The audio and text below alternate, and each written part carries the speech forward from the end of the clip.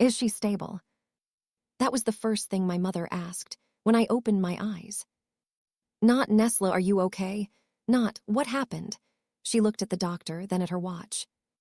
The heart monitor beside me beeped steadily, while I tried to understand why my father was standing near the ICU door with 2 suitcases. The doctor said, she collapsed from severe exhaustion, dehydration, and prolonged lack of sleep. She needs monitoring. Mom exhaled, but she's stable. I stared at her. Why do you have luggage? Dad looked away. Mom adjusted the strap of her handbag. Vanessa's flight leaves this afternoon. We've already paid for Hawaii. For a second, I thought I had misunderstood her. I'm in the ICU. And the doctors are taking care of you, she said. We can't throw away thousands of dollars because you worked yourself sick.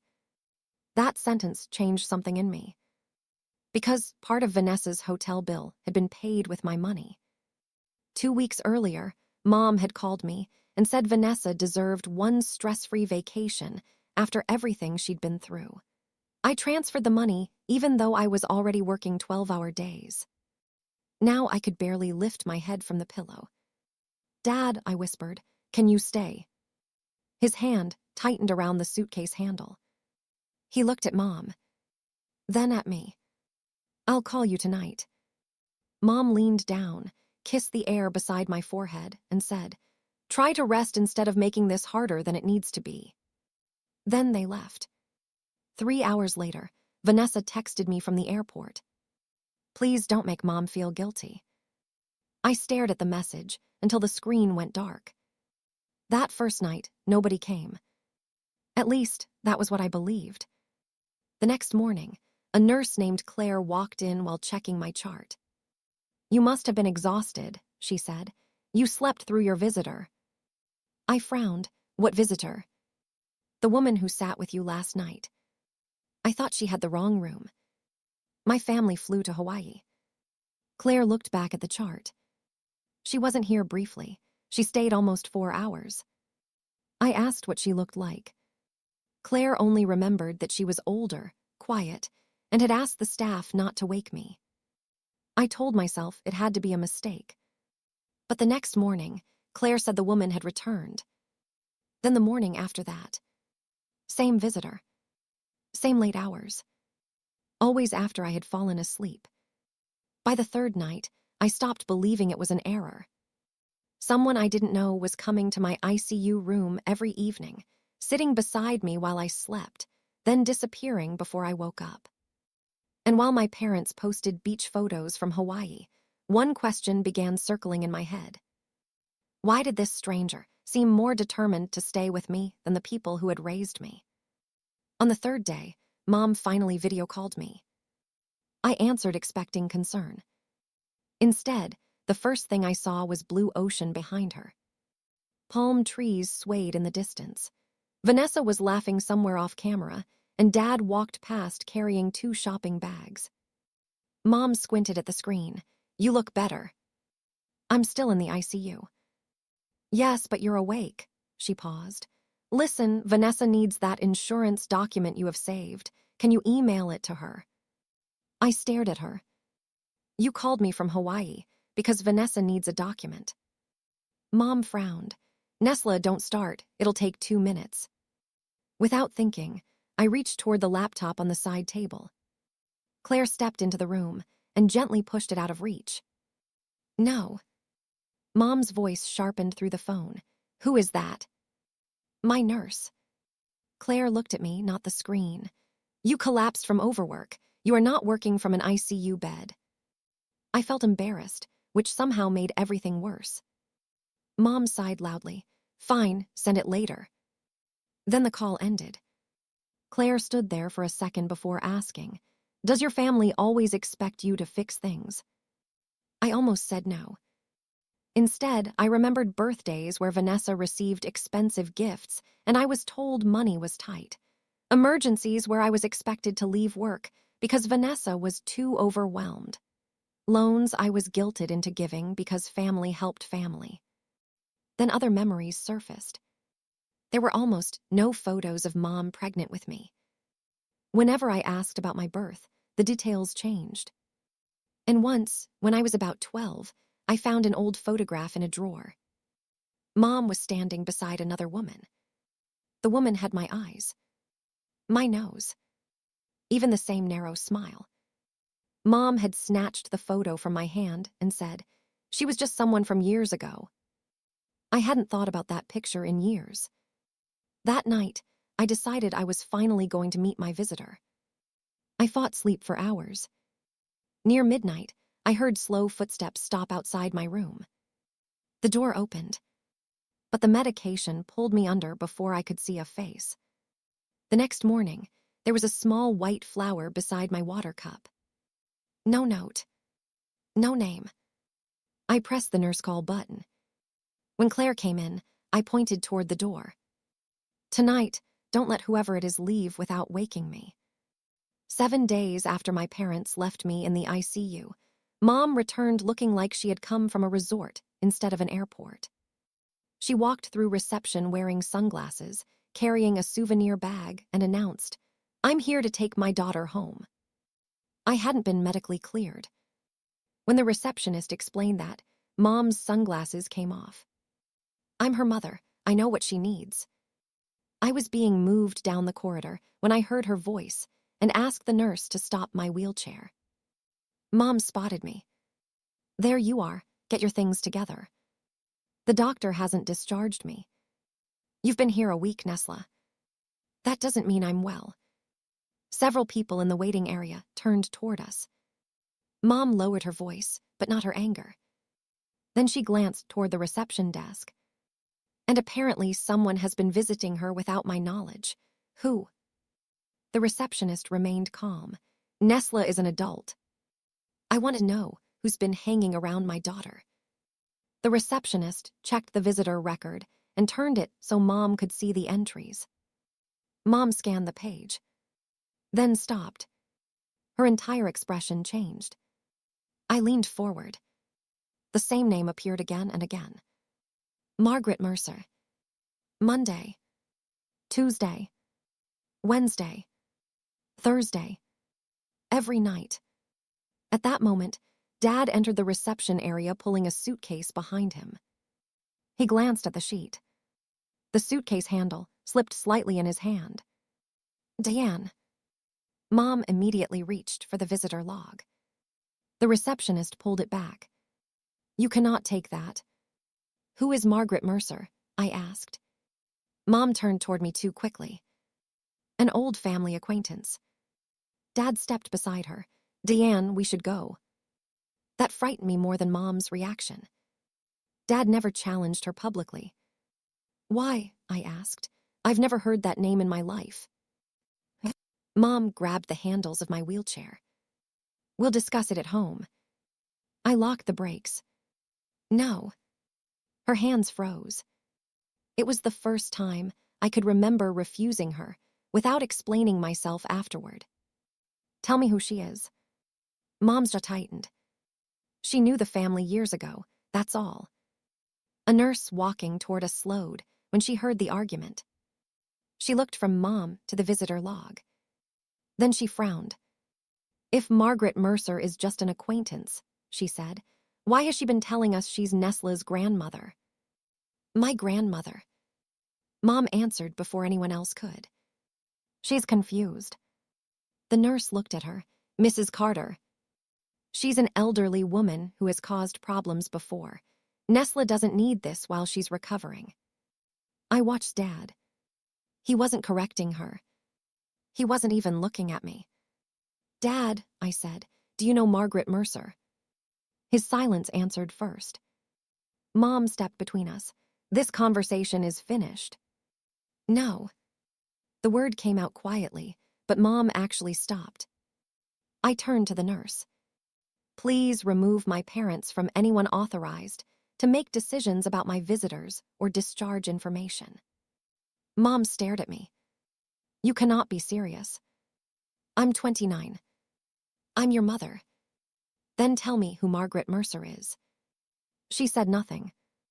I looked back at the nurse. "Please contact Margaret. Tell her I want to see her." "Nesla, you will not." I already decided. A few hours later, someone knocked softly on my hospital room door.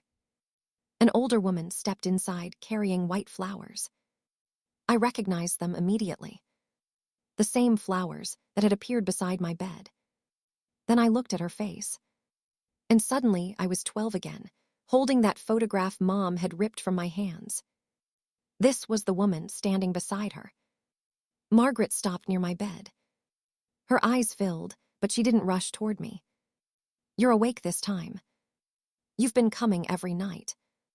She nodded. "Who are you?" Margaret sat down slowly. Then she studied my face. "Diane never told you who Evelyn was, did she?" My stomach tightened. Evelyn was an old family friend. Margaret went completely still. Then she opened the envelope she had brought. The first photograph showed the woman I remembered from childhood. Except she was holding a baby. On the back, written in faded ink, were 2 words: Evelyn and Nesla. Another photograph showed Evelyn visibly pregnant. Then Margaret placed a hospital birth record in my hands. I found the mother's name: Evelyn Mercer. I looked at Margaret. Mercer. The same surname. And Evelyn's face looked so much like mine that there was no longer any way to dismiss it. "What is this?" Margaret opened her mouth. Footsteps suddenly pounded down the corridor. Mom appeared in the doorway. She saw the photographs spread across my blanket and went pale. Then she rushed inside. "That woman has no right to tell you what happened." "Yes, she does." Mom stopped beside my bed. I placed my hand over the photographs before she could touch them.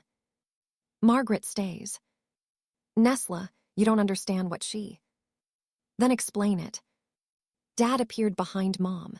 Vanessa was with him, still carrying her airport bag. Margaret looked at all 3 of them. 32 years is long enough. Vanessa frowned. 32 years. Margaret pointed to the photograph in my hands. Evelyn was my daughter, Diane's older sister. Then she looked directly at Vanessa. "And she was your biological mother." Vanessa's face emptied. "What?"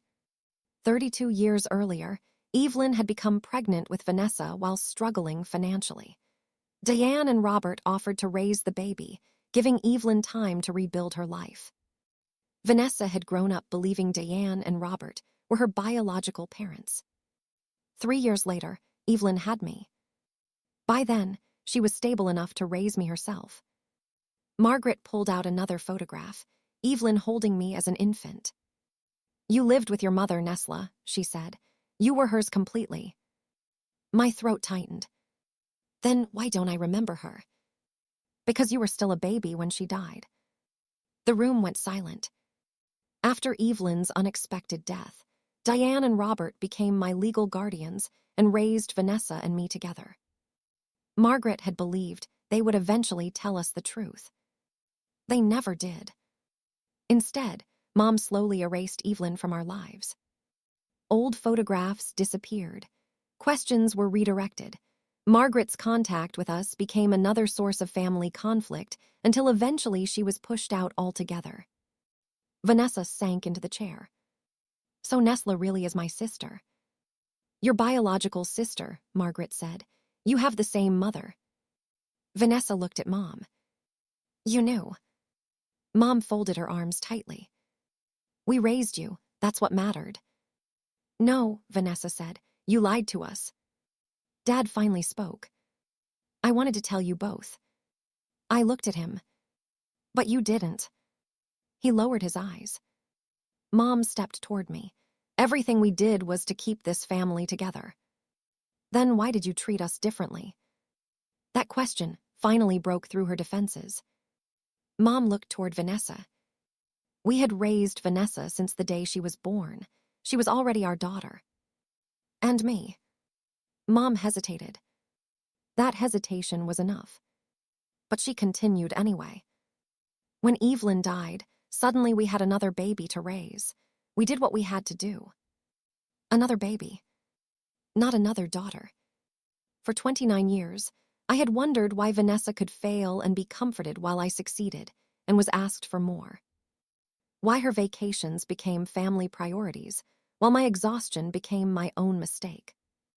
Why I had spent my entire life trying to earn something she received automatically. Now I understood. Vanessa stood.